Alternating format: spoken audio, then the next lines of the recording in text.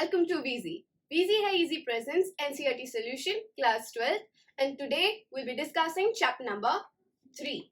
So, chapter 3 is human reproduction.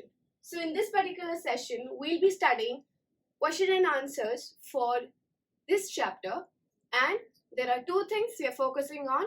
One, how to write an answer, and two, the explanation behind it. Okay students, so let's start with question number 1. So question number 1 is filling the blanks. Now, let's start. Human reproduces how? They reproduce always sexually. So the answer would be sexually. Second, humans are what? Oviparous, viviparous or oviviviparous? The answer would be viviparous. 3. Fertilization in humans is external or internal?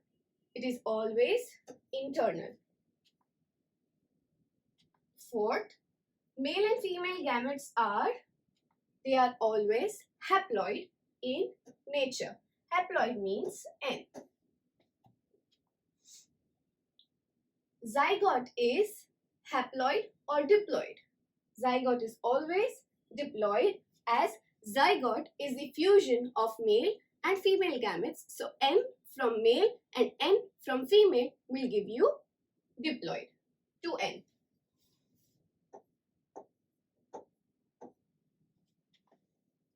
Next, the process of release of ovum from a mature follicle is known as ovulation.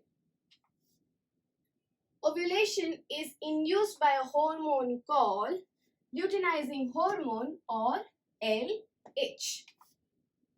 The fusion of male and female gametes is called what? It is known as fertilization. Fertilization takes place in fallopian tube or oviduct. So this occurs inside a female body. Zygotes divide to form with dash, which is implanted in uterus. The answer over here would be blastocyst. And lastly, the structure which provides vascular connection between fetus and uterus is called placenta. So students, by this we come to an end of question number 1. We did all this filling the blanks and it's very easy.